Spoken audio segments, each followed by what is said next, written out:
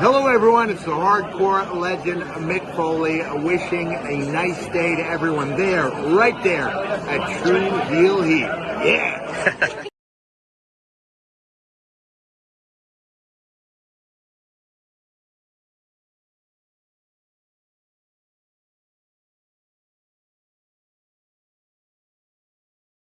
What's up, True Heel Heat? True Heel Heat. What's up?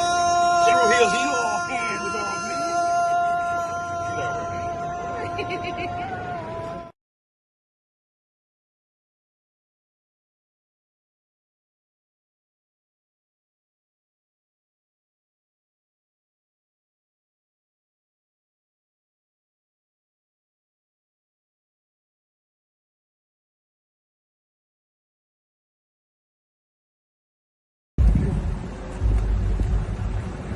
Yo, what up? You know what it is. It's your boy AJ Francis reporting to you live from New York City, the birthplace of hip-hop. And I'm telling you that I'm only tuned in with True Heel Heat Wrestling. Holla at me.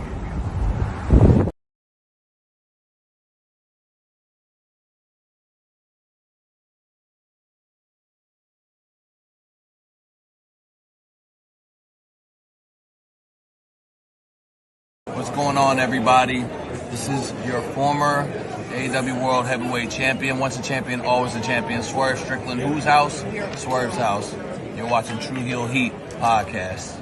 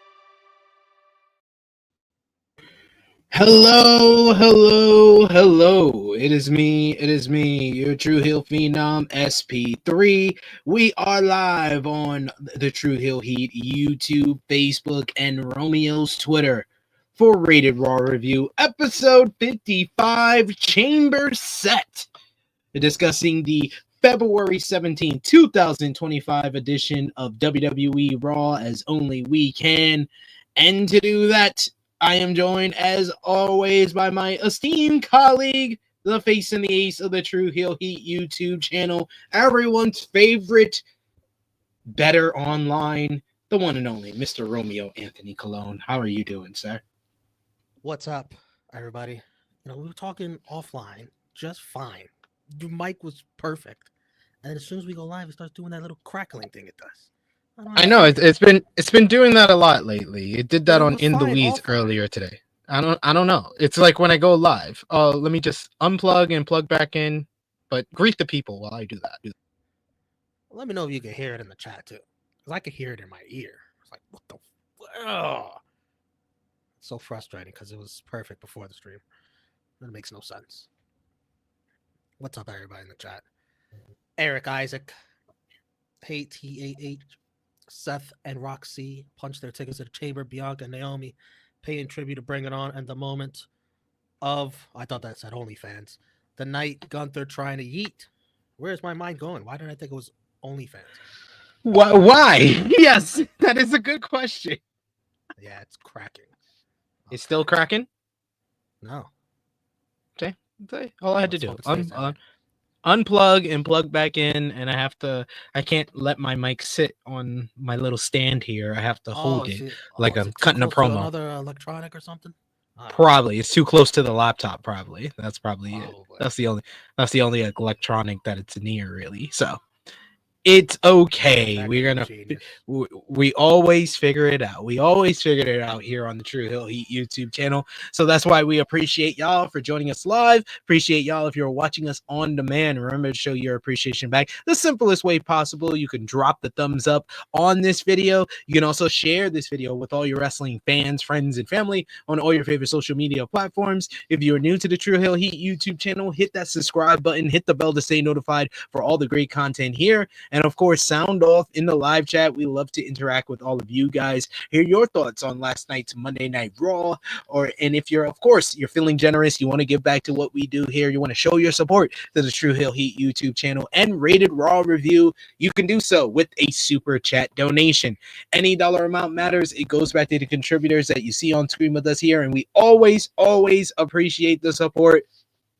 Like our good brother, Chuck Berry's in the chat, who says, Raquel, thank you so much, Chuck Berry's, for the super chat donation. He says, Raquel could have joined her partner, Liv Morgan, in the chamber for a third consecutive year. Had that happened, I would have called foul on Romeo because I know Liv's his girl, LOL. Thank God Raquel didn't qualify. Well, one thing I noticed about H this year with the chambers is he wants the workers in there. He ain't effing around. These two matches have a chance to be really good chamber matches because of who's all in it. Yeah, it's like a star-studded, probably the most star-studded elimination chamber match ever for the men. And then they got a whole bunch of good workers in the women's chamber between Bailey, Roxanne, Bianca. So yeah, good stuff. I wish Io was in there too. It would have been even better.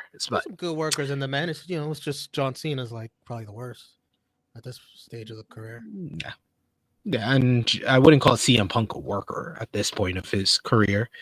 So yeah, no, but I wouldn't call. I wouldn't call. I like Damian Priest in the ring, but I wouldn't call him one of their better in-ring workers. Come on, man. I'm sorry. I like Damian Priest. I told you. I told you. I like them. Punk is in there for his star power more than him being a great in-ring worker. Delivered good matches. The one with Sami Zayn. Yeah, that was a great TV match. He's got it for you in small bursts. That's what she said. Yeah, Punk's give us what 4 great matches since he came back to WWE in November of 2023. He don't wrestle much, but when he does, it's good. Yeah, it's good. It's good unless you ask people who didn't like that SummerSlam match, but it's good. It's good usually. But let's talk about WWE Raw, the penultimate WWE Raw ahead of the Elimination Chamber. I learned my words of the day from Jimmy Macaram. But yes, we got a lot to discuss from this edition of Monday Night Raw last night. But before you do that, like I said before, show us some love with the Dr. Thumbs Up. Put the comments in the live chat. Send a super chat donation if you haven't already, because we always appreciate that kind of support.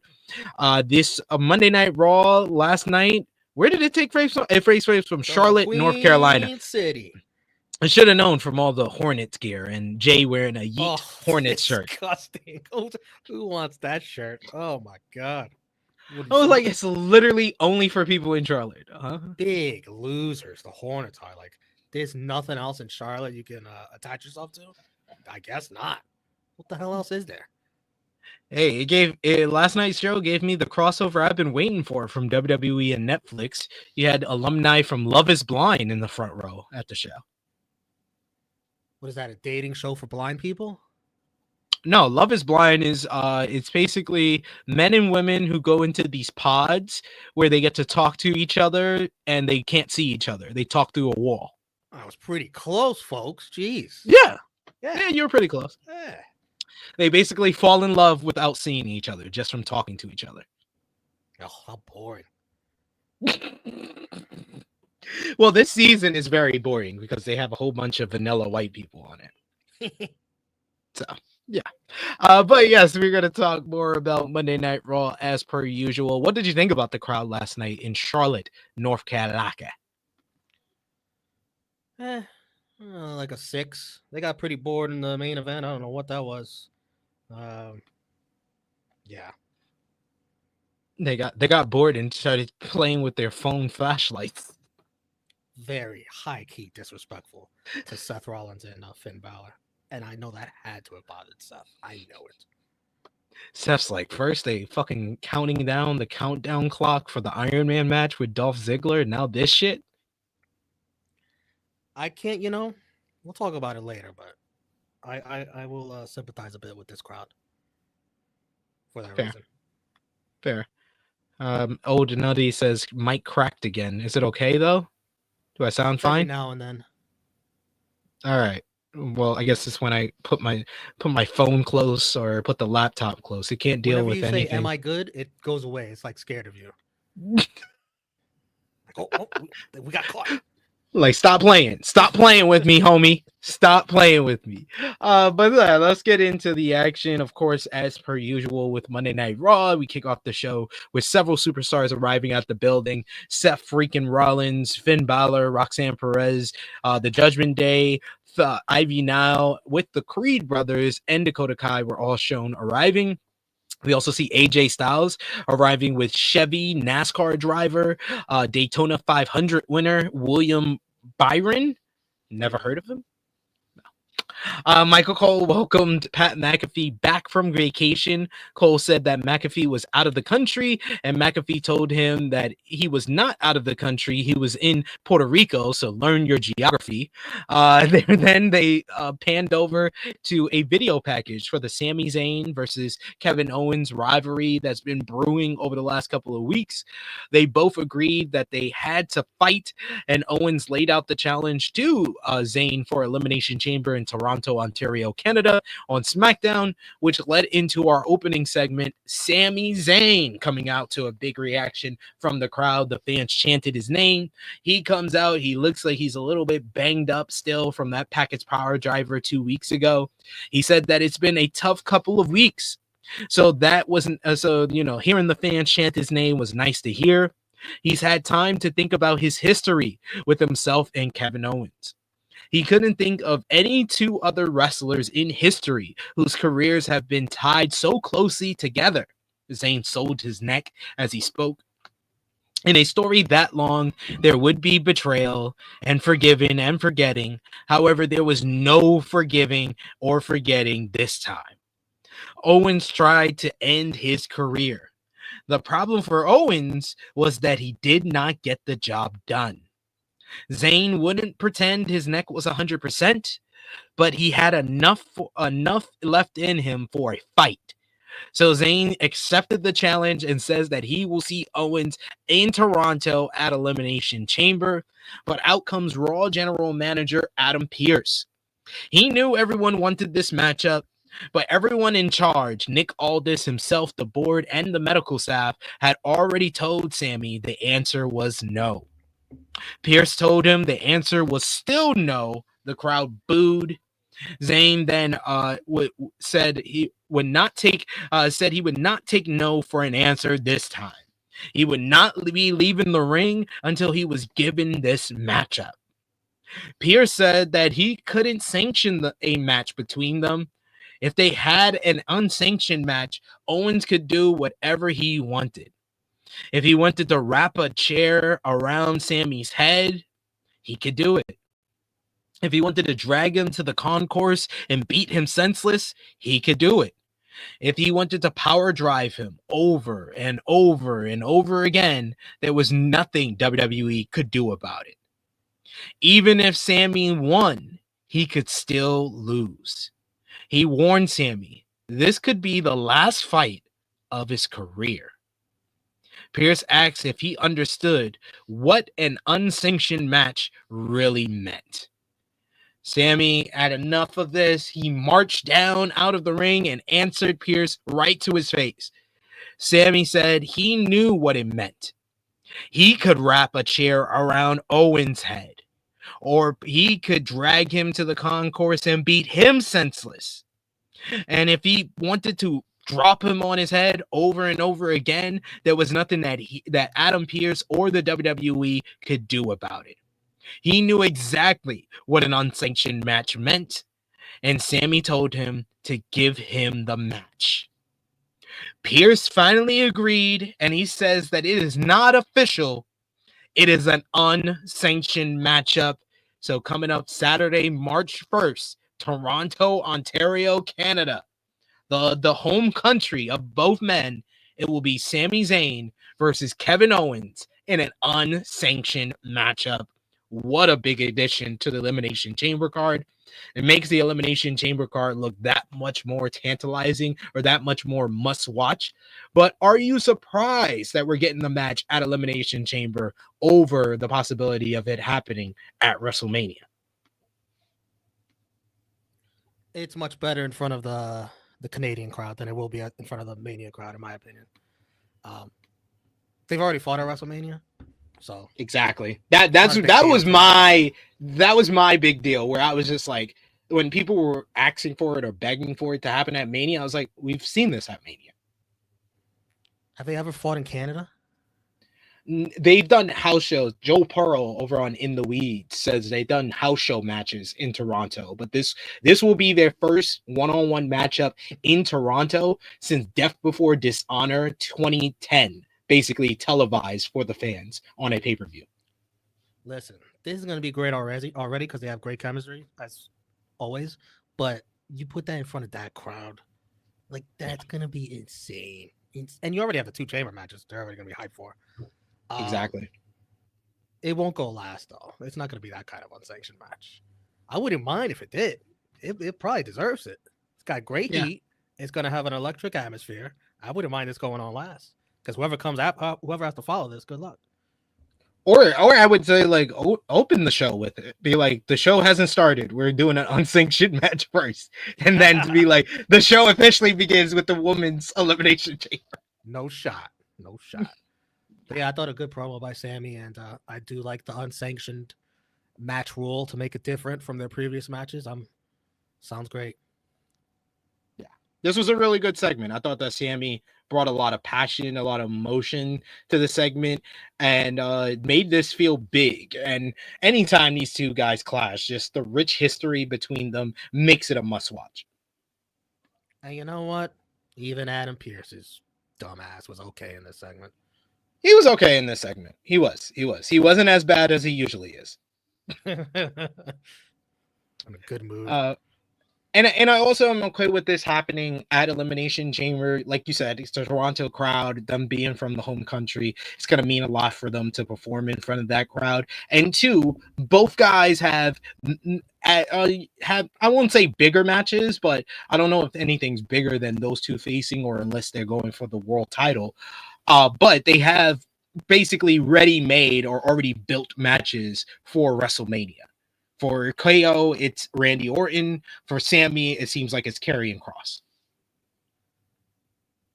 And if I were a local Canadian in the area, I'm probably already going to the show because it's Cena's last, stand there. But this would entice me even more. This match. Kidding me?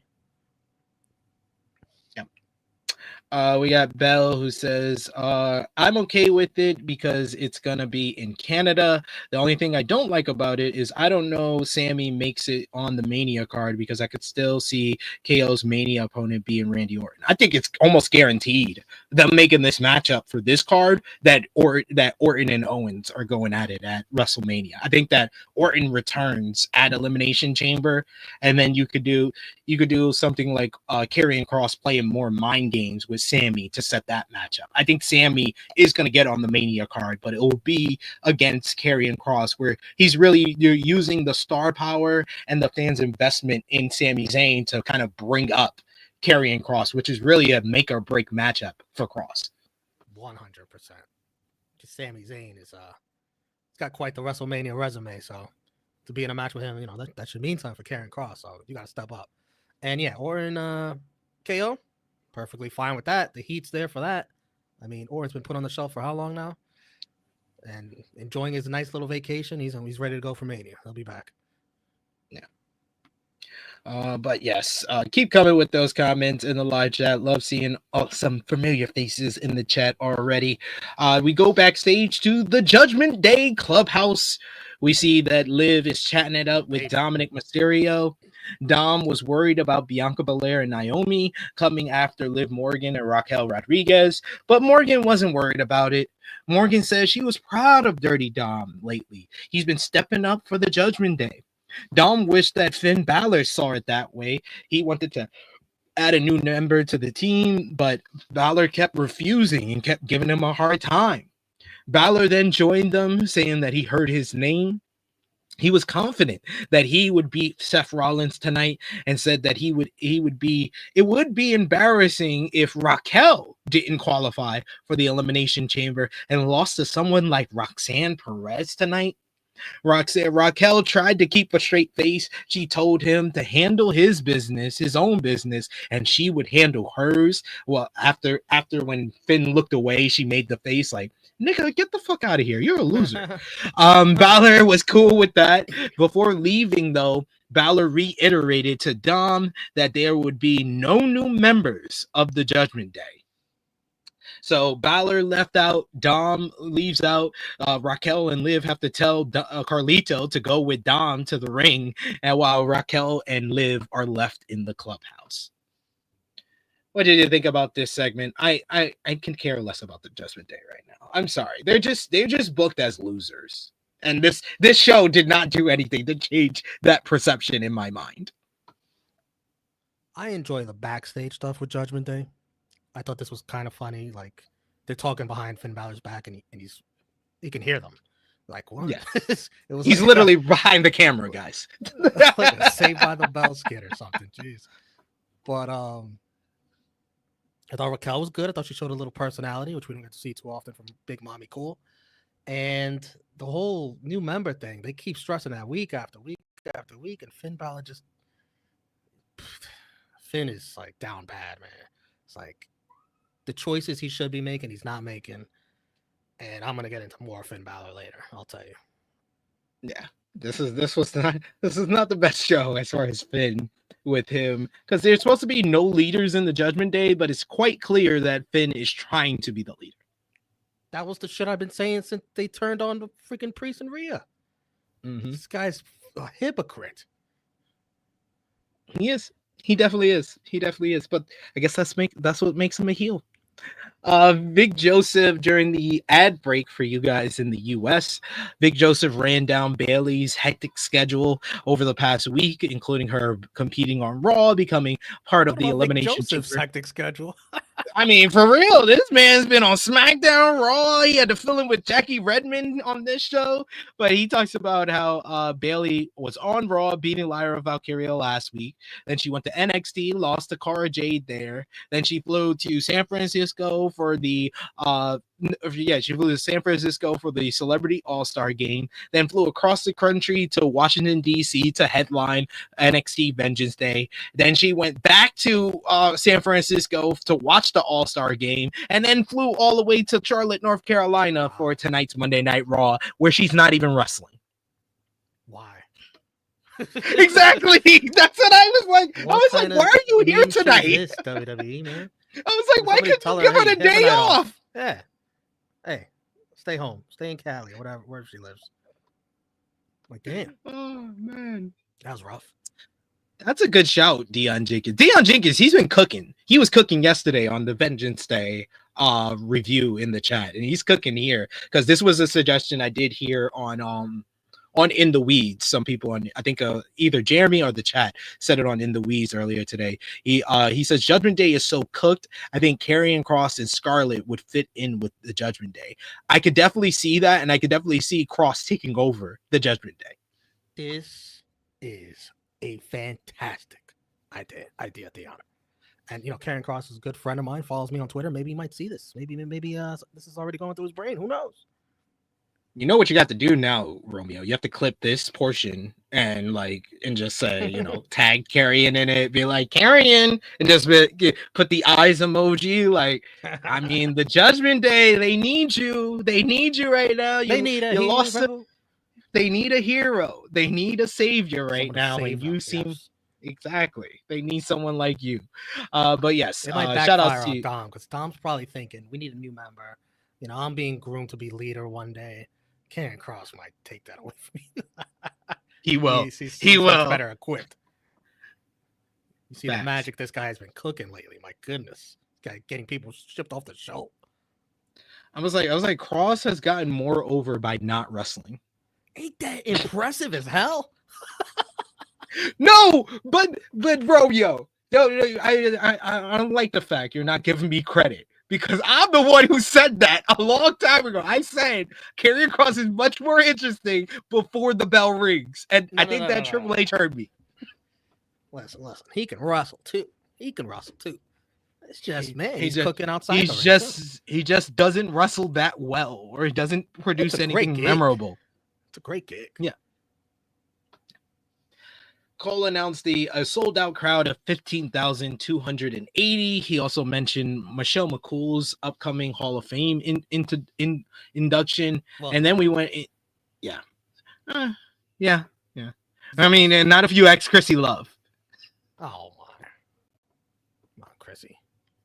Chrissy ripped her to shreds on Saturday. Go back Chrissy's and watch a multiple-time, award winner herself. This is true. But our opening contest is the return of AJ Styles to in-ring competition. His first official WWE singles matchup since versing Carmelo Hayes last October, where he injured his ankle. The announcers mentioned Styles was a former TNA World Champion and X Division Champion. Love the fact we're doing that now. Styles was about to put Dom away with a phenomenal forearm in the early going of this matchup before Carlito tripped him and got involved, helping Dom get a distraction on the referee and pull that off. We get a tope suicida by Dom. He hits the three amigos and then a 619, but he misses a frog splash. Styles fought back with a clothesline, forearm, corner clothesline, and a neck breaker, a Ushigoroshi. Carlito tried to get in the ring again, but Styles kicked him in the middle rope and right in the crotch, knocked him off the apron. The referee just stood idly by while all of that was going on. Dom tried to use the distraction to gain an advantage, but Styles was able to reverse his Hurricane Rana attempt into a Styles clash. 1, 2, 3. AJ Styles picking up the victory here to kickstart his latest run over here on Monday Night Raw. But we're in the post-match, the individual that went face-to-face with AJ Styles backstage last week, the Intercontinental Champion, Braun Breaker, he comes out. He tries to spear Styles unsuspectingly, but Styles is ready for him. He dodges out the way, and Braun destroys Dom with a spear by accident. Styles then gets the better of Braun, hitting him with an enziguri, leading to the Intercontinental Championship bailing from the ring. Braun was so pissed off that AJ got the better of him. He rips his shirt off and chucks it into the ring, and Styles catches it with one hand effortlessly. That had to be not planned. That was just timed perfectly. That was Braun, perfect, Yo, it was. Braun grabs his Intercontinental Championship and he bails here, but it seems like we're going to get this title match. I don't know if it's going to be for WrestleMania. I think that we'll probably get that on the Raw after Chamber, by the way this angle went. This is a WrestleMania match. Don't give. I agree, but like I literally had on In the Weeds earlier today. My tagline, instead of unsanctioned like it is here, I had still waiting on the road to WrestleMania, because I don't think the road to WrestleMania is started yet. No, It started for Jay and Gunther. It started for Charlotte. the Rumble winners. Yeah, just the Rumble winners. That's they it. Make their choices, because they don't got nothing else to do for Chamber. But yeah, that's why I want Chamber to come here and be over with. We still got another Raw before Chamber. But even then, after that, you're gonna get your wish, because this road to Mania is gonna take forever, like forever, to get to freaking the middle of April. It is gonna be like 6-7 weeks until Mania after Chamber. Yeah. So we're rushing for it to get here, but once it gets here, it's still gonna take a while. So. We got here Dion, who says they're playing to cross his strengths with his promos and acting. Agreed. Eric Isaac says AJ versus Braun for IC title at WrestleMania 41 would be a banger. I agree. I just don't know how you can do a singles match with how deep the Raw mid-card division is. Get ready to learn Andre the Giant Memorial Battle Royal, everybody. I think they do a multi-man ladder match for the Intercontinental Championship. Well, we talked about this last week. Multi-man everything. Yeah, it's gonna be a lot. It's gonna look like WrestleMania 2000, folks. 25 years in the making. Tag titles here for sure. The tag titles. We got Chilling with Chase, who says AJ Styles putting up 30 points per game is gone, but he will still give us 18 points per game. Yes, he's still good. He still can deliver here. But yeah, I think him and Braun will be a great matchup, even if it's on Monday Night Raw. I wouldn't mind this being a thing that's repeated here, where AJ just keeps, the veteran that he is, the Hall of Famer that he is, just keeps outsmarting and getting the better of the young rookie who's trying to do too much. You know, not rookie, but the young pup, Braun Breaker, who's trying to do too much, who's, thinks he's at AJ's level right now. I wouldn't mind more of that. Getting outsmarted. Big meathead. Bell says, I say this because they also teased Braun versus Penta, but I'm good with either match at Mania. Yeah, that's another reason why I think they're going to do a multi-man match, because they did do that tease with Penta. There's still the story of Sheamus winning the Intercontinental Championship. Like, there's too many people involved in this IC title scene for them to do a singles match, in my opinion. Yeah, but I don't know. I don't want Braun beating AJ like one-on-one. That quick. AJ can be fine. He'll be fine after that. We got Sheaf in the chat. Good to see you. Haven't seen you in a while. Good brother. He says AJ Styles got to be the LeBron James of wrestling. This man still got it. There you go. Even at 40, even in his 40s. The right comparison there.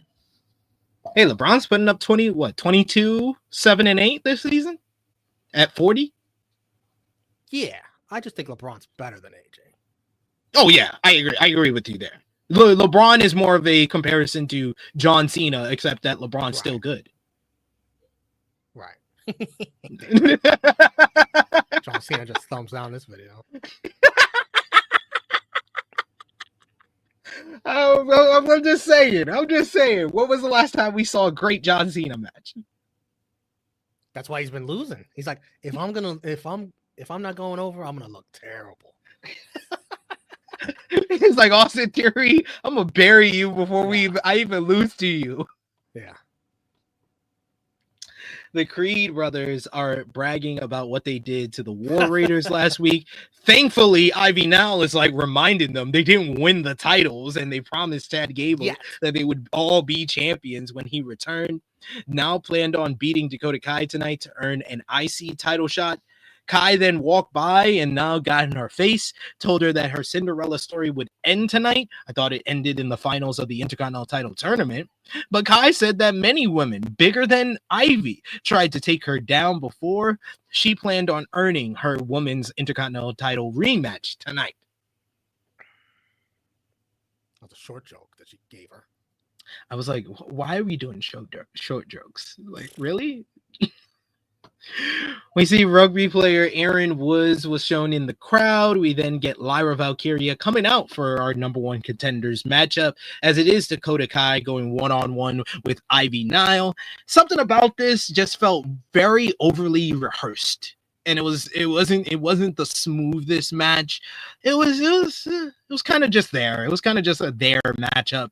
Kai did get a close near fall on the chiropractor. We get now power bombed her out of the corner. Kai kind of no-sold that and tried to counter, but Ivy caught her with an ankle lock. Kai got to the ropes. They exchanged strikes for a while. Then Ivy hits a nice little German suplex, but Kai reversed a second one into a cradle. Now applied an ankle lock again, but Dakota used the ropes to escape, and then she hit her curb stomp where she had Ivy draped over the ropes, and I think Ivy's head really hit the mat because you could see she was kind of dazed after that, and the referee was checking on her after that curb stomp. Then Dakota followed up with the GTK, the go-to kick for the 1-2-3 to pick up the victory here. Like I said, this match was just fine, but the crowd could not give a fuck about this matchup.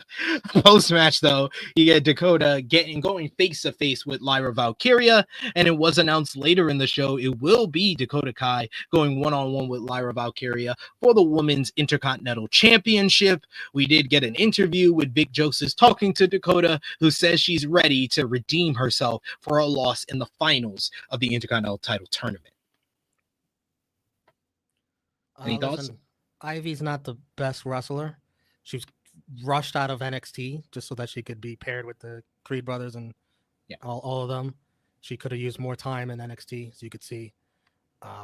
Dakota was good.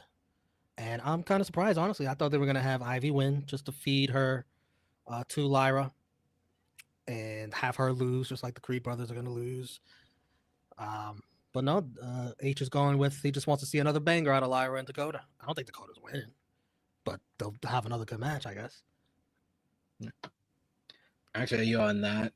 We got Chilling with Chase, who says, Braun does need that singles match at Mania to get him ready for future Manias. Try a way to get AJ and Braun one-on-one. Maybe AJ wins the first matchup and do a 2 out of 3 falls at Mania or something. I don't think Braun needs a singles Mania match this year. He doesn't need one.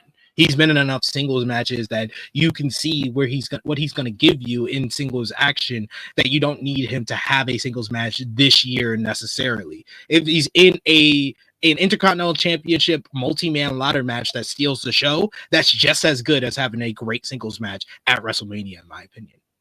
He's never had a Mania match, has he? No, this is as good. This is going to be his first Mania. So you don't need a singles match at your first Mania. You just need to be on Mania. He just needs to shine. Yeah. He will shine. Yeah, in a multi-man ladder match, just imagine him spearing all bunch of folks He's gonna have doing moment. springboards and shit. Yeah. We'll have a WrestleMania moment if it's a multi-man ladder match. And I'll spear the shit out of someone. Exactly. During the ad break, we did get a fun interview with Pat McAfee shitting on A-Town Down Under for losing to Obafemi at Vengeance Day. But then A-Town Down Under started shitting on Sheamus, saying that where is he? He hasn't shown up since he lost the Intercontinental title match at Saturday Night's Main Event. Maybe it's because it's failure after failure after failure after failure. I did pop for that. That was cool. He's going to come kick their ass. Yeah, Sheamus got to be back soon to whoop both of their asses. Then we got arguably one of the better segments on the show, one of the peaks of the show, in my opinion. Gunther is shown in the concourse, surrounded by all the fans who were yeeting behind him, mimicking Jey Uso's entrance. Gunther entered through the crowd to some heat from the fans. He did Jey's pose and wanted to do the yeeting. Very poorly. The crowd did not participate with him, however. He called it a simple gesture for simple people. He understood why Jey felt so comfortable in the crowd, because he was a simple guy himself. He understood the fans didn't appreciate him, talking about himself, Gunther, because his performances in the ring were like performing Shakespeare for a dog. Nice of you to quote Zack Sabre Jr. Zack Sabre Jr. Zack Sabre Jr. is the first one who said that, but I appreciate the quoting of ZSJ. He was the best wrestler in this company and was tired of wrestling people who couldn't even lace his boots. He thought he could beat some sense into Jay last week, but because of the fans yeeting along, that gave him a false sense of confidence. And now Jay was digging his own grave. The crowd started yeeting to drown out Gunther, so he told them to shut up and noted how badly it smelled in the stands. He also told a little kid to move out of the way or else. Gunther was on his heels shit on this one. He reminded them that the match would that one kid last week with throwing his jacket at him or whoever it was. Yes. The match would not happen in the crowd, but it would be in the ring, and he would outclass Jay. Jay's blood would be on the hands of the fans. He wanted them to be honest, and he asked them if they really thought Jay could win. The crowd chanted, "We want Jay, we want Jay, we want Jay," before he could even finish the question. Gunther decided to ask a couple of professionals instead and climbed the announce table similar to Jay did last week. He asked Cole and McAfee for their supposedly unbiased professional opinion. McAfee didn't want to answer until Gunther chucked the microphone at him. Cole warned McAfee to be careful, but Pat said anyway, "Yeah, I hope that Jay can beat you at WrestleMania." Gunther did not like that answer. He began to take off his jacket and looked like he was about to attack Pat McAfee when the music of Jay Uso hits and the whole crowd start yeeting. Jay enters through the stage, but he has 3 officials stopping him from going to attack Gunther. He finally breaks free and he ran by them. He ran by them and attacked Gunther in the ring. I can't take him serious with that damn Hornet shirt. I just can't. This led to a pull-apart brawl with officials getting in between Gunther and Jay. It felt very intense, very heated between the two men. I like that the fact that they have really revved up the momentum of this rivalry over the last 3 weeks, and this was another strong segment here between both men. Jay got the better of Gunther. He sent Gunther packing. Jay led the crowd along with the yeet chants as Gunther was packed up by officials and led backstage. Very good segment here. I thought that Gunther was tremendous, getting as much heat as possible on himself, drawing the ire of the fans. And I like the fact that he took the feud of what's been established and kind of changed it up a little bit, where he's not only feuding with Jay, he's feuding with the fans for giving Jay the confidence to think that he can beat him. So I like that. I like that this was more of the ring general character that we really have not seen since the build to the Damian Priest matchup at Survivor Series last year. So I really enjoyed this one. We did go during the ad break for you guys. We saw Jay walk through the back. He was then approached by the New Day. Kofi Kingston said nobody knew what he was going through more than he did.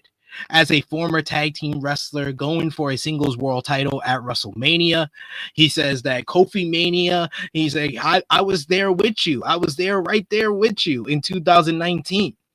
Xavier Woods says, though, he hoped, without a shadow of a doubt, that Jay lost at WrestleMania. They both start laughing. Jay said that Kofi Mania never would have happened if the Usos hadn't forfeited. And he says, "Oh yeah, New Day still sucks." Yeet. Then he left. Pete Dunne walked by and Woods mistakenly called him Butch before they said, no, we said Pete. It's a language barrier. He said Pete. Dunne also said that, the people are right. The New Day does suck. Later in the show, we got one more segment from Jay to cap things off. I believe this was Kathy Kelly interviewing Jay backstage. She asked him about people's doubts about him, and Jay cuts a great fired up promo. He's got tears in his eyes. He said people kept doubting him, but he was standing there as the 2025 Men's Royal Rumble winner. He would shock the world again by beating Gunther and becoming the champion, and there's nothing they can do about it except for yeet. Really, I'm really enjoying Gunther and Jay's promo work so far in this rivalry. And in my opinion, these guys are 3 for 3 on some very good to great segments to build up the WrestleMania card. My trepidation, though, comes from the fact that this feels eerily reminiscent of the Bayley versus Io Sky build. A lot of people want to just remember that Bayley and Io Sky had a great matchup at WrestleMania, but I'm a guy that had to, review and analyze all those shows heading into WrestleMania, and the build for that matchup peaked at in February. They did the angle where Damage Control turns on Bayley. They did the angle where Dakota Kai for a few weeks was in between them, feigning that she was going to align with Bayley, and then she finally chooses the side of Damage Control, and that was pretty much the end of the build, and we still had a month left until WrestleMania. So I'm hoping that they have enough for 8 more weeks of this between Jay and Gunther. No shot. No shot. I know. I'm hoping because this was really good. Yes, it is good. I agree with you. They're 3 for 3. Gunther is outstanding on the mic, but this feels like there should be 2 weeks left at least. We're ready to go. There's 2 months left. What? I warned her this a couple of weeks ago, and I was like, "There's way too much time. You got to do an injury angle or something to get Jay off TV just to kill some time. Something. It's too much. They cannot keep this going as hot as it is now and have it still be this hot 2 months from now. That's creatively. It's you got to really be on your fucking P's and Q's to make this storyline keep going all the way through for 2 more months. This is going to be incredibly difficult. Yeah, I mean, enjoy it while you can. They're gonna cool off eventually, very soon here, and they're gonna have to find a way late to get it back to where it is right now. I'm hoping they can. That's a lot of time. It is. I'm not saying you're wrong at all. You're definitely right. I'm just trying to be hopeful. I'm trying to be hopeful because, I said, my trepidation comes from the fact that I feel like this is very much on cue with what happened with Bayley and Io last year. Well, this is one of your world title matches with the men. It's just, I'll keep an open mind, but I don't have a realistic expectation that this is going to stay hot for that long. I don't. I'll be there when it's the evening of the match. I'll be hyped for Jay. I will get myself there. No matter if it cools off or not, I will get myself there the night of. That's what they got to be hopeful with everybody in the crowd. We do have another super chat donation. Thank you so much, Chuck Berries, for the support. He says, I wonder if WWE is strategically holding anything back until they hit Europe in March. You have way more faith in this company than I do. Is he talking in a general sense or this feud? I'm thinking he's talking about the road to WrestleMania. Because I have heard that argument that WWE is holding off on really getting the road to WrestleMania going until they take this road to WrestleMania road trip in all these different countries for Raw and SmackDown. Well, that's going to be hot anyway, so I just think they're handicapped by the fact that they're building up the chamber first. They can't really get shit started until after. Well, besides the Rumble feuds. The Rumble winners. Yeah. Then we got another super chat donation from the good brother Dion Jenkins. Thank you so much, Dion. He says, do y'all see a multi-man match for the U.S. title also? Yes. Yeah, spoke about it last week. Yeah. I think that Shinsuke keeps eyeing everybody. He's lurking in the background of everyone's scene. I think you have Nakamura, LA Knight, Carmelo Hayes, Andrade, Miz, Jimmy Uso, all involved. And Aleister Black. No, I think Malachi Aleister Black is gonna get it. He's gonna get a singles match. He's gonna get a singles match. It's just have to determine who they're gonna be. The fact that we got the report from I think it was WrestleVotes that they're reevaluating the Drew McIntyre plans makes me hopeful that it's true. That'd be good. Save some room for Rusev. Save a match for him too. No, Rusev Raw after WrestleMania. Okay. Rusev Day. Rusev Day. Imagine that. That's gonna get a huge pop. We got Chief Rusev in the chat. Redeemer. We got Chief in the chat. It says Gunther is such a troll. It was a great segment indeed. Davion, he really is. He really is. That's why I was like, I'm still so upset that they tried to ruin his character in the build up to that Damian Priest match. Like, yo, like, come on, man. This is the best version of Gunther when he's talking down and just disgusted about the person he's facing. Much better build to the first Priest matchup at SummerSlam when he was calling him street trash and he got over both of them in the process than the Survivor Series match. Hey, man. Sometimes someone's just got your number. That's Damian Priest. Chilling with Jay says, Gunther, you won't beat me. Jay, I bet I can. Yeet. 8 more weeks of that, Chase. 8 more weeks. 8 more fucking weeks. 2 months. Oh, Chase hit us with a super chat donation. Thank you, good brother Chase. We appreciate the support. He says, will WWE go all the way with Jey Uso? If you're talking about will they go all the way as far as having him win the world title, I think there's no doubt in my mind he's winning the world title at WrestleMania.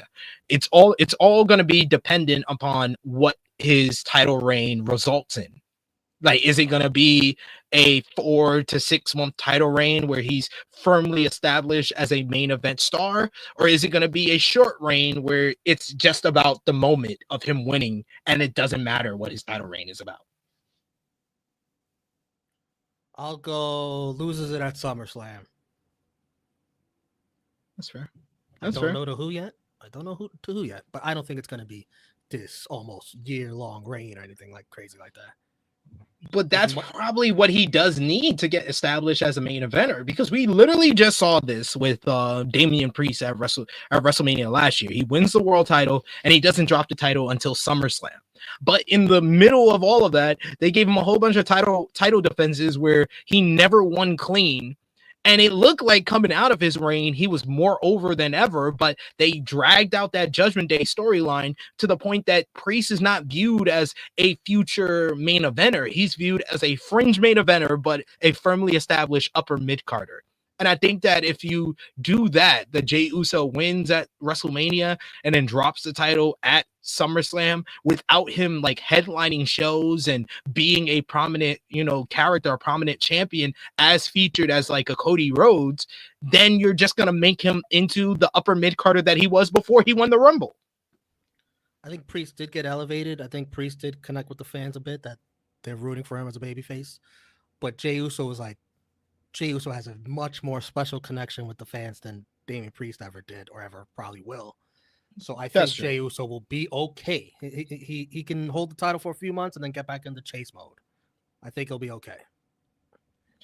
We got another super chat donation from Dion Jenkins. Thank you so much, Dion, for the support once again. He says, do y'all think Gunther can go from an undefeated final boss to suffering back-to-back Mania losses and not be significantly damaged? I think I'll be honest with you, Dion. I think that the last 3 months before this Jey storyline really got going, the last 3 months of his title reign before that did more damage than him losing back-to-back at WrestleMania. He's a heel. He's a heel that's built very strong. He should be losing at the biggest show of the year. That's what you build up these big, powerful heels for the baby faces to vanquish them at the biggest show of the year. But you I think that the way they booked his character in the Damian Priest feud, getting lost in the Judgment Day vortex, and throughout his reign, not facing any new opponents the entire reign, I think that did more damage than him losing at Mania again. I think Gunther's fine. I think sometime next year you'll see him with Cody Rhodes' title. I think he'll be a challenger. Champion. I think he'll be a challenger for Cody. I don't know if they're going to put another world title on him after how they booked him. It might not be right away, but I think eventually. That's his next goal. Yeah. We got here Power Driver finisher finishes us off here saying they have Gunther taken out within the next 2 months, and he goes after Cody, but loses is my call. There you go. So I think if he challenges Cody next year or sometime this year, he's gonna lose. It's not gonna be he drops the world title to get the WWE championship. I don't. It can't be that easy. No. We got Kathy Kelly. That'd be Triple H. Oof. He loves himself some Gunther. He just puts the other title on him right away. Damn. Where he went from NXT UK champion to Intercontinental champion to World Heavyweight champion to WWE champion. Always has a championship. Always. Very rare you see him without one. Yeah. We got Kathy Kelly. She asks Liv Morgan and Raquel Rodriguez about the footage that implicated them in Jade Cargill's attack. Morgan said that the footage doesn't show them doing anything. Liv said that they didn't have time for this, and Raquel would squish Perez like a bug tonight. Kelly tried to press them on Jade Cargill, but they blew her off. Kelly seemed quite annoyed and said, "Thanks so much for giving us nothing." I was like, damn, Kathy. All right, Kathy. Bringing some spice. This is so ridiculous. This would get thrown out in court by the judge so quickly. Trying to put this on Liv and Raquel just because they're walking in the background. Wow. And this they took they were at the scene of the crime. They were at the scene of the crime. Like, oh, wait, we've got something.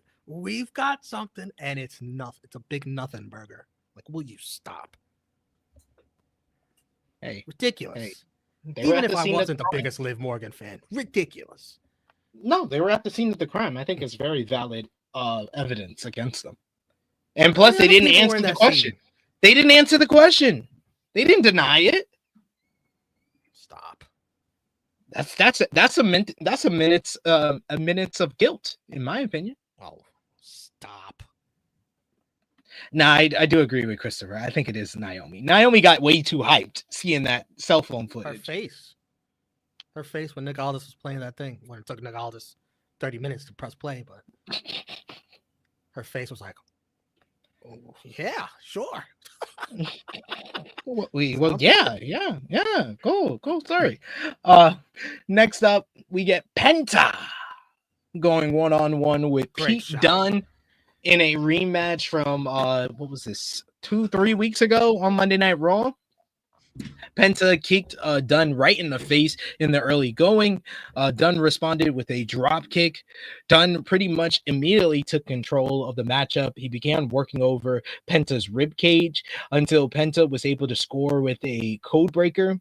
However, Dunne snapped at his fingers to take over once again. Ludwig Kaiser came out to watch the action as they went to commercial break. Penta came back with a super kick and a flying crossbody, but Dunne cut him off with another drop kick. This was almost a repeat of what happened earlier prior to the commercial break. Penta fought back after the commercial break. He hits a DVD variation, but Dunne responded with a sit-out powerbomb for a 2 count. They traded kicks until Penta hit a Mexican destroyer. He was about to follow up with a big dive to the outside when Kaiser distracted him, which allowed Dunne to cut off his dive attempt with a kick to the head.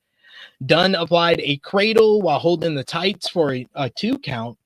Penta chucked Dunn into Kaiser to knock him off the apron, and then Penta followed up with the Penta Driver 1-2-3 to pick up the victory here. He is still undefeated in singles competition over on Monday Night Raw on Netflix. The crowd popped for the win. They were very much into Penta and his exciting in-ring style in this one. Post-match, though, you get Ludwig Kaiser. He attacks Penta from behind after the matchup, but Dunn was pissed at Kaiser, so he yanked him out of the ring. They start going at it. They trade right hands for a bit until Penta hits a big flip dive, wiping off both men, and he stands tall. This was another solid matchup between Dunn and Penta. I thought their first matchup was a little bit better than this one, and I will say I don't like the fact that it feels like Penta is very much entrenched in this lower card feud. And I know it's probably only a TV feud to keep him occupied for a couple of weeks, but Kaiser and Dunn are two guys that he's already beaten. So the fact that it looks like he's going to be doing more stuff with them doesn't get me exactly interested, and I want to move him closer to Braun in the Intercontinental title instead of being more entrenched in the lower card. The fact that we're already repeating matches is also a nitpick in my opinion, but it is a valid criticism at the same time. Romeo? Another good showing, like you said. I think we're going to get a triple threat match here eventually in the upcoming weeks. And then I think all these guys probably get sucked up into the Ron Breaker picture, like you're saying, along with the return of Sheamus. Yeah. So it's just going to be one big schmoz that we need to fill 8 weeks of television with. All right? It's a lot of weeks.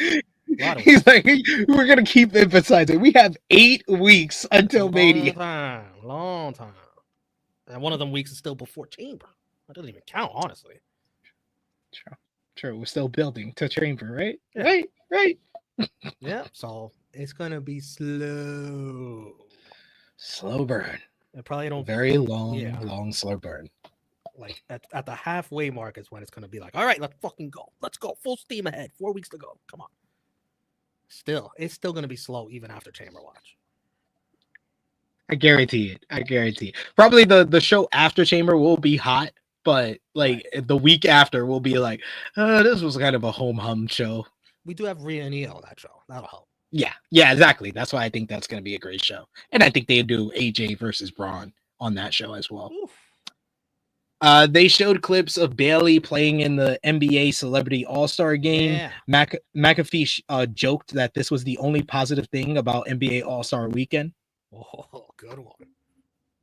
Let me tell you, she had that shot, man. She had that shot over Baron Davis, but it was a great pass. They should have gave her the assist. What a pass. Oh, pass off the rim? You mean? Like what? What are you talking about? What Bailey, you talking one of the about? few ones playing defense. Everybody on her team was one big ball hogger. Would not pass her the ball. The few times she got the ball, she was like, "F it, I gotta shoot. They won't pass me again."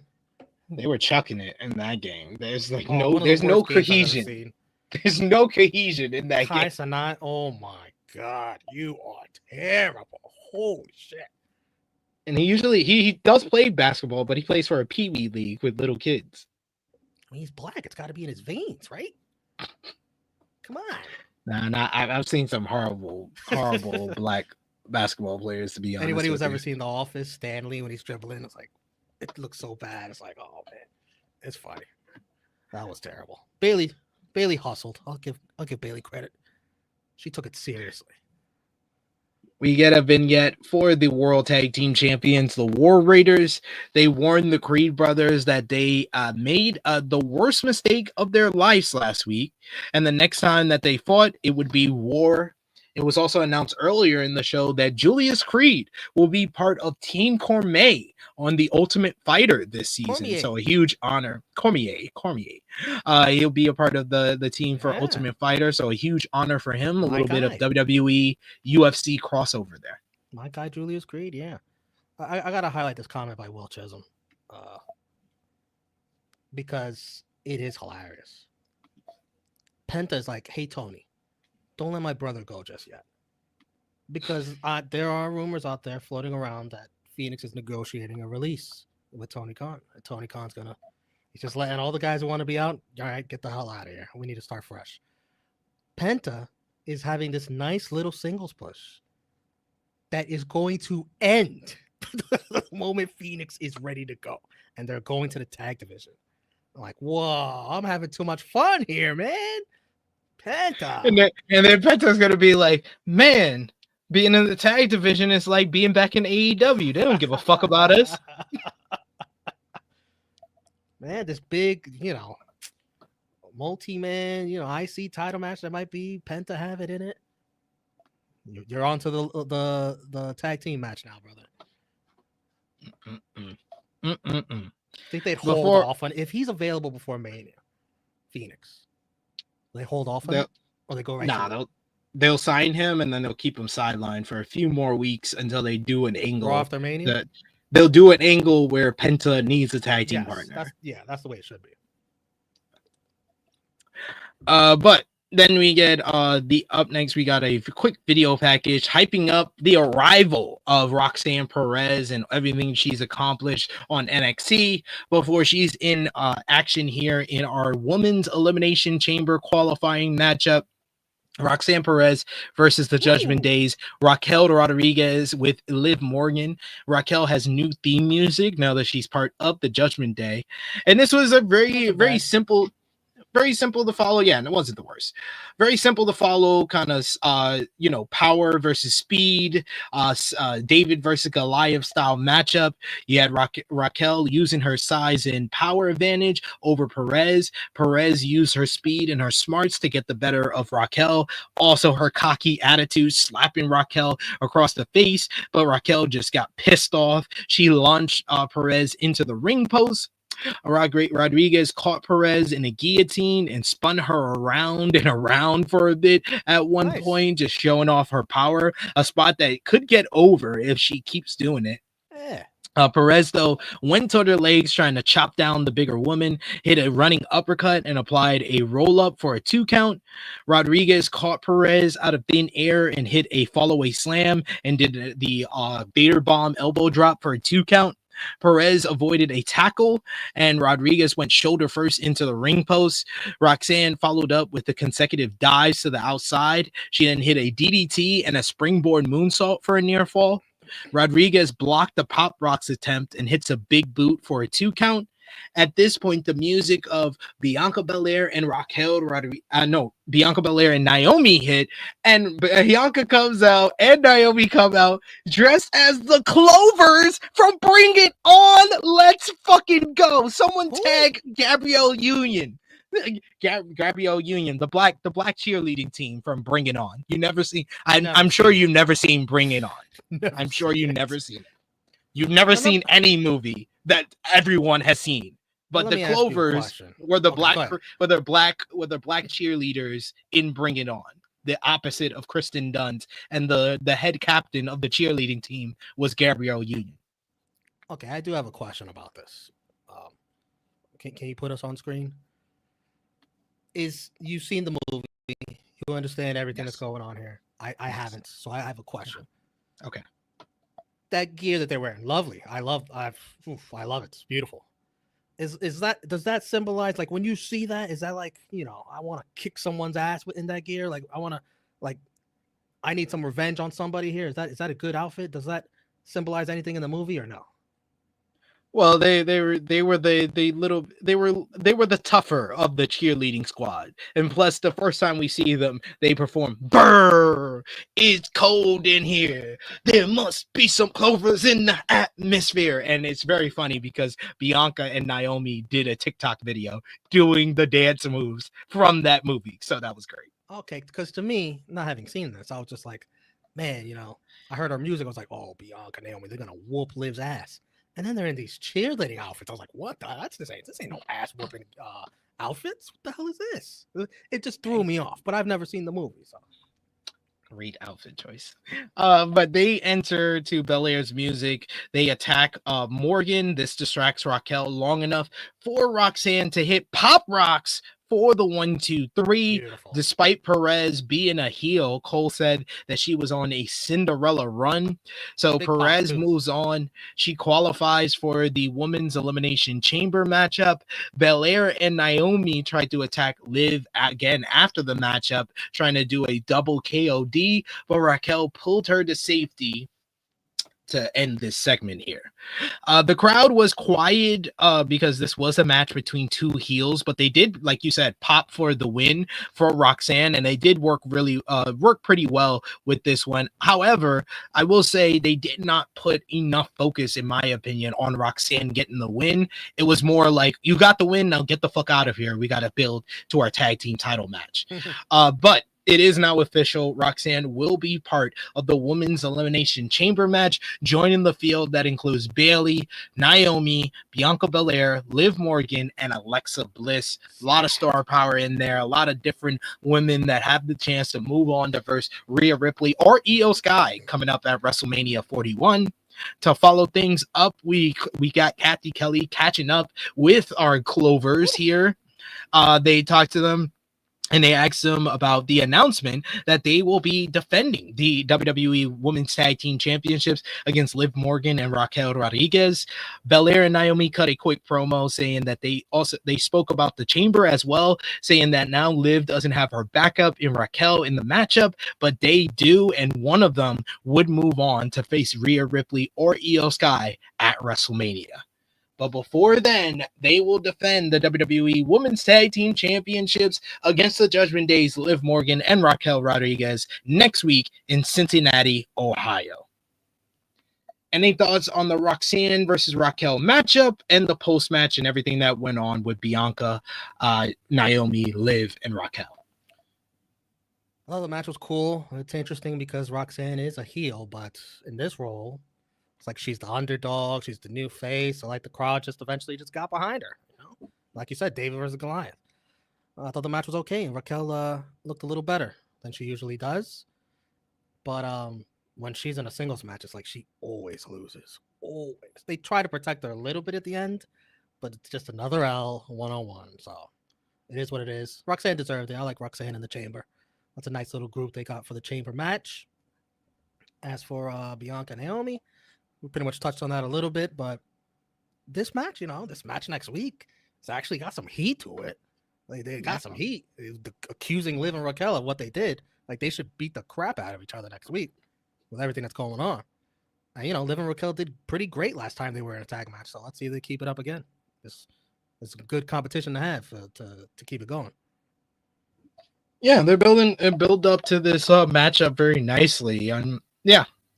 I'm liking it, and I'm liking how they pull in the whole Jade Cargill mystery attacker storyline into all of this, because it felt like for a while that they had just dropped that part of the story. Oh, and she is coming back soon. They've name dropped her so many times in recent weeks. That comeback is gonna come soon. Maybe at the chamber. Freaking cost them the match. Who knows? Facts. Dion Jenkins asking a good question. He says, is Becky Lynch coming back? LOL. Right now, I feel like Becky isn't coming back until the Raw after Mania. Well, listen, Dion, there's still 8 more weeks. They got to fill up one of these episodes. Okay, Becky Lynch, bam, that's one episode. Done. Boom, got him. Now we got to worry about the other 7. He's like, that's our one big moment for this week. There you go. Some time, man. I'm not past, Becky and Lyra for the IC title. That'd be a nice little WrestleMania spot for Lyra. I did predict that, but it was just making me not confident for a while that the fact that she still hasn't returned. 8 more weeks. I'm telling you, man. Chuck Berry says, I'm just waiting for Roxanne versus Bayley at Mania. You can keep waiting, because I don't think that's happening. Yeah, I don't see how they're going to do a non-title women's matchup at Mania, and I don't see how they're going to have a non-title women's match that's not Jade versus Bianca. Correct. If there is going to be one, it's probably going to be that one. Next up, you get Seth freaking Rollins talking to Kathy Kelly. saying that he plans on beating Finn Balor later tonight, and then he plans on going to the Elimination Chamber and earning his way to WrestleMania 41, where he will win the WWE Championship from the American Nightmare, Cody Rhodes. Rollins walks off, and in comes Karrion Kross with Scarlett. He has a message to share. Kross thought that Jay and Rollins were both delusional. Jay Uso thinks that he's going to go to WrestleMania and beat Gunther, and he shakes his head. No.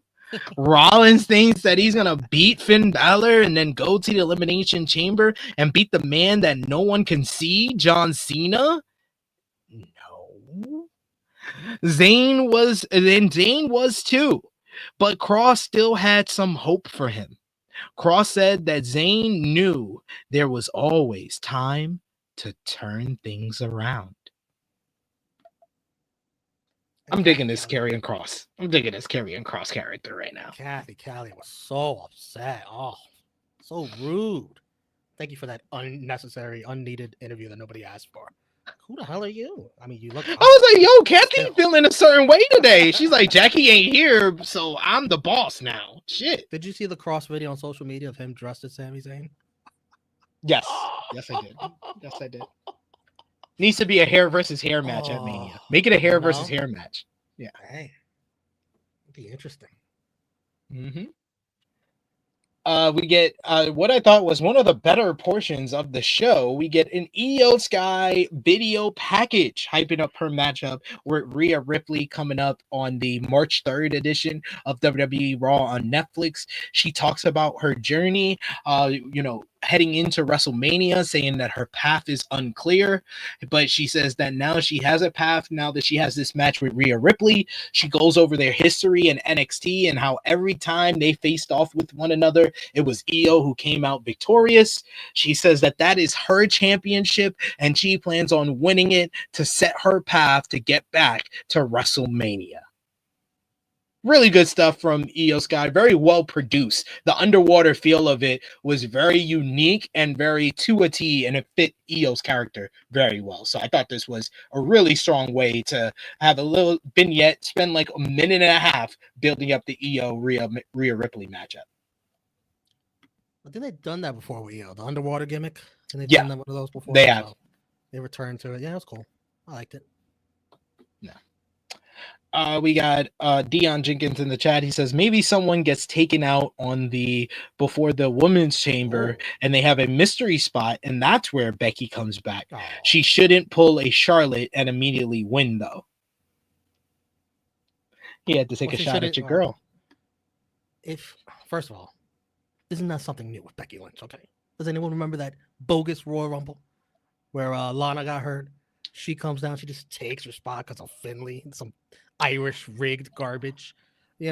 Forget it. That's not even the biggest case of that. That's not even the biggest case of that. The bigger case of that was SummerSlam 2021 when she came and replaced Carmella and beats Bianca in 21 seconds. It fit perfectly to a T for Becky Lynch, something to do. Yes. But I think if she's going to do that, in case you notice, both cases, she won. So she ain't losing. She's going to win. Then we hear from the New Day. Kofi Kingston and Xavier Woods come out to massive heat from these fans. They recap their attack on Rey Mysterio last week. Woods wished him well. The crowd booed them even more. Woods told them to shut up, though. He couldn't believe the fans were mad about what they said to their own friend, Big E, when they told him to keep his lazy ass at home. They were mad about what they did to Rey Mysterio, a guy who sucked the life out of every new fresh-faced luchador in the company. God damn. I was like, God damn. Y'all are wildin'. Kofi said that the fans put Rey on a pedestal, but he had more title wins than Rey had. Kingston also says he's been in WWE longer than Rey has as well, which is actually a fact. I did not know that. Kingston never left the company as Rey has in the past, and if anyone should be the locker room leader, it should be Kofi. He said it could have been a lot worse for Rey, and the fans should be thankful that they showed mercy. They could have given him the old yellow treatment, but instead they gave him some extra time so he could spend with his wife, and Wood said that the fans should be thanking them. But they were soon interrupted by the LWO, led by Dragon Lee. Dragon Lee gets on the mic, and he gets actual mic time, and he sounded really good here. Dragon Lee called Ray the greatest luchador of all time, and what the New Day did was unforgivable. He said that it has all been true this entire time. The New Day sucks. And they run down to attack the New Day. It was a 3-on-2 attack by the babyfaces over the heels. Did not make a lot of sense there. LWO knocked New Day out of the ring, and Dragon Lee was about to go for a dive, but New Day sprinted away to safety. I just want them to figure out what the fuck are they doing with the New Day. The fact that they're in a undercard feud when me and you were complimenting that heel turn on Big E as one of the greatest heel turns of all time, I think that we have to be fair. And I know you love WWE, and I know you love to be a WWE apologist, but they have not followed up well with the New Day heel turn at all. I agree with you, which is why I wasn't really looking forward to this promo. I was like, what are they gonna say? Like. But they were entertaining. Oh yeah, they're always entertaining. They're always entertaining, and you hear the heat, and you're like, why haven't they done shit with them? I agree with you. We don't have to argue. You don't have to argue with me. No. I'm not arguing with you. My aggression, the aggression in my voice is towards Triple H and WWE. It's not towards you. It's not towards you at all. The only thing I could say is that you expect them to be in the tag title picture come Mania. The only thing that I could say is that I think I've been saying all episode. 8 more weeks. Oh man, this is so much time. You should have made that your tagline instead of the man of 11,000 followers. Should have been 8 more weeks, and then next week 7 more weeks. Yeah, all right, I'll do that. Oh, that's great. That's great. It's a Dion, Dion's cooking with his booking hat on today. He says put Omos with the New Day as their heavy. Omos. They brought him back from Japan to do absolutely nothing. Yeah, this guy, Triple H only wants to see him a few times a year. I guess. What a payday, though, if you could get it. What a payday. Facts. I'll take that. Will Chisholm says 3 Latino men jump into black men. Feels like a 90s black movie. Hey, man. What did you want them to do? Like, you want Dragon Lee to say, Cruz, you stay here. 2-on-2. 2-on-2. No. Yeah. You're going to get this ass with everybody we got. Only fair. 2-on-2. Run that 2-on-2, yo. After that. These guys jumped Rey Mysterio 2-on-1, folks. Hello. But finally we get the main event of the show, men's elimination chamber qualifier. Seth freaking Rollins going 1-on-1 with the Judgment Day's Finn Balor. Getting cheered. Are you shitting? Every week we forget what this piece of crap did to Roman Reigns. Every week, that unnecessary attack that put him out at the Rumble, and this guy gets cheers every week. You kidding me? Balor attacked Rollins before the matchup. The referee checked on Seth, who told him to start the matchup, but Balor was all over him. He hits a pedigree and a perfect looking one. This looked better than every Seth Rollins pedigree I ever seen. To get a close near fall a minute into the matchup, Rollins avoided a coup de grace, but Balor remained in control until Rollins fought back. He hits a tope suicida. Balor avoided a stomp and hits a sling blade, but Rollins kicked his leg out of his leg to take over. The two men start going back at it. Rollins tried to stomp Balor's head onto the steel steps, but Balor avoided it. Balor shoved him into the ring post and dropped him on the steel steps. He started targeting the midsection as we went to a commercial break. Rollins fought back. They exchanged strikes until Balor hits a Pele kick. Rollins fought back with some chops as the crowd started waving their cell phone flashlights for some reason. Rollins hits a DDT and a lion salt for a 2 count. He follows up with a buckle bomb, but Balor got his knees up on a frog splash attempt and transitioned into a cradle as the crowd finally got back into things and started chanting, "This is awesome." Balor hits a consecutive sling blades, but Rollins caught his drop kick attempt and applies a sharpshooter out of nowhere. Balor almost got a rope break, but then Rollins transitioned that into a pedigree for a very close near fall. That was extreme. That was basically a 3 count, but the referee held back as Balor forgot to kick out, and he kicked out late. The crowd was all over it, booing the referee, started chanting, "Ref, you suck." But Rollins smartly gives him a cross chop, which gets the crowd back into the matchup. Rollins went for a superplex, but Balor cut him off. He hits a coup de grace for a very close near fall. Rollins reverses that into a crucifix pin. They start countering where Balor gets him into a crossface, but then Rollins is able to slip out of the crossface and quickly transition into the curb stomp. 1, 2, 3. Seth freaking Rollins qualifies for the men's elimination chamber match, and what I thought was a damn good, great matchup between these two. These two always deliver a very good to borderline great matchup. 3 3/4, 4-star matchup in their sleep, and they did it yet again here. But they worked really well together, and I like the fact that Balor had a little bit of credibility left where it meant something for Rollins to get the win here, and he actually had me a little bit fooled on the coup de grace when he hit it. But now Seth moves on, and he joins the star-studded field, including Damian Priest, Logan Paul, Drew McIntyre, CM Punk, and John Cena for the men's elimination chamber. What did you think about this main event matchup and Rollins moving on? It's back to pin Balor every single time. It's just like Raquel one-on-one. It's worse. Every time. You cannot have faith this guy is ever going to win a big one-on-one match, ever. Tag team, maybe, if JD's McDonough's on his side. One-on-one, it's like, I understand why the crowd, do I want to say the crowd got bored with the lights? I think they did. Like, why else would you be doing that? You just don't believe ever in this guy. But eventually, they're doing so good in the ring that you gotta show your respect. You can't be an asshole all the way through. Like, they are trying. Like, they're trying athletically. It's just, booking-wise, I think people are tired of Pin Balor. Like, Triple H has got some rehabilitation to do with this guy. Whenever, I know they're setting up to a Judgment Day turn on him.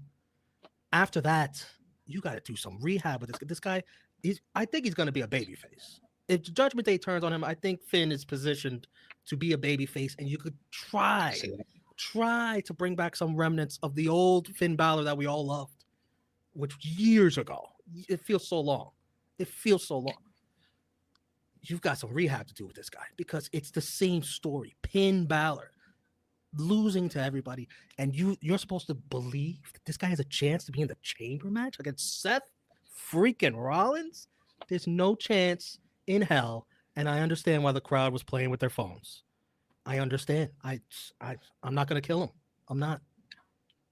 I don't blame them. I could only get into this as much as I could because I think we all knew what the result was going to be, especially looking at the field. The only person who made sense to be in this, to get this last spot, was Seth.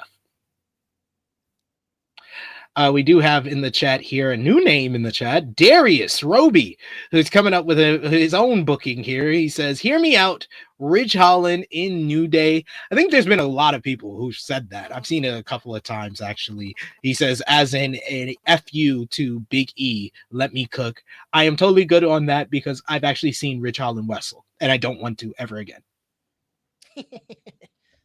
I'd only be down if that actually meant Big E coming back.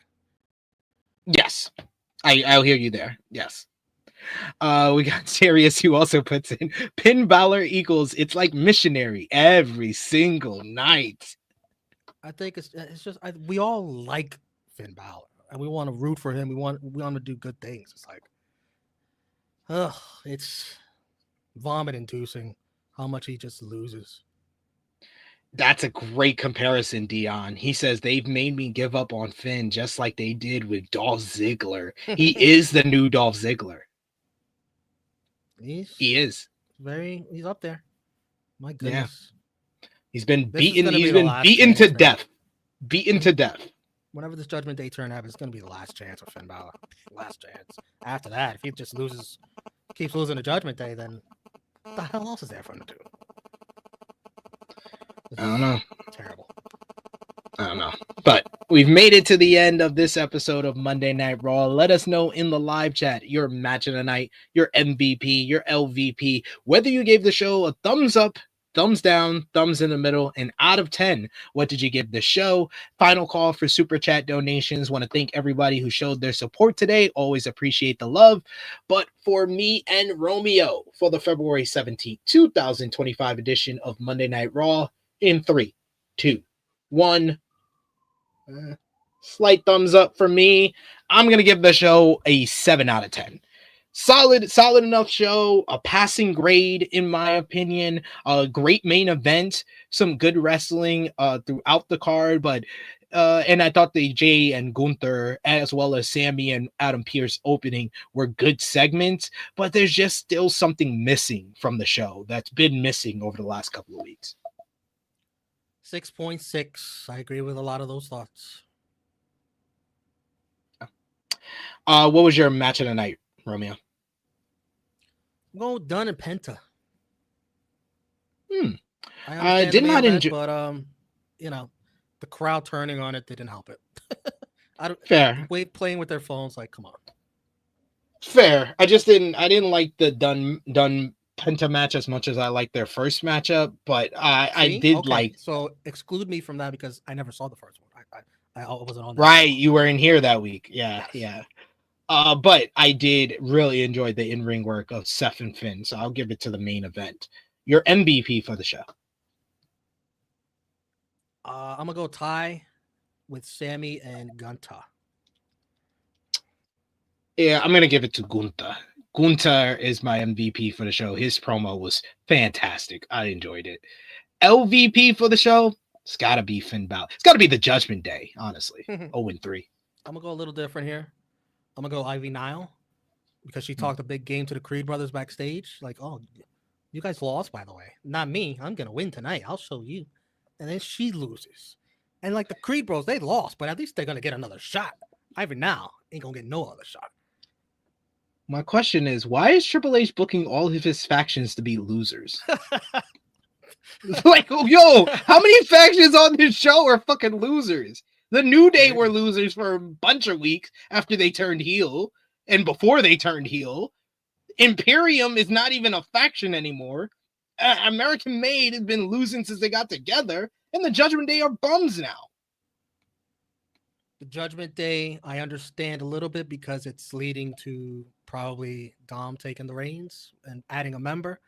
The Creed brothers, I don't think American Made, like they got this pressure on them to win before Gable returns from his mastering of the dark arts of Lucha Libre. It's not looking good so far. Definitely over for Nile. Over. Yeah.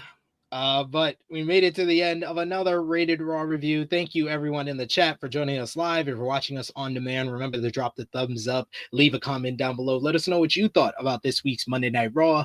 Romeo, thank you as always for joining me. Let everybody know where they can follow you on social media when they might see you again. Romeo Damas, all social media. Thank you guys for all the super chats. Thumbs up the video if you haven't already. Appreciate y'all. Absolutely. You can follow me on the Twitter machine at TrueHillSP3. I will be back live with you on Thursday, 1:05 p.m. Eastern Time with AE Ramble reviewing AEW Dynamite. But for our members of the channel, or if you want to become a member, hit the join button for just $1 a month.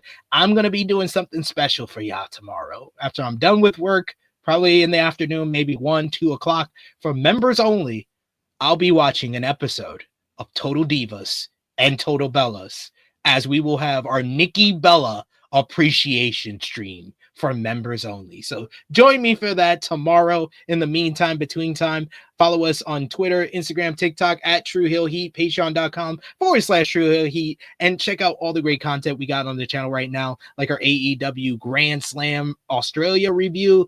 Check out our WWE NXT Vengeance Day review, and check out the flagship podcast, True Hill Heat 316 from this past Saturday. We'll be live once again on Saturday at 11:05 a.m. Eastern Time to talk about this week in pro wrestling. But until then, until Thursday when I'm back with you live, or for members, back with you live tomorrow, for Romeo, it is me, your True Hill Phenom, SP3. This has been Rated Raw Review number 55, The Chambers Set, reviewing the February 17, 2025 edition of Monday Night Raw. We are signing off until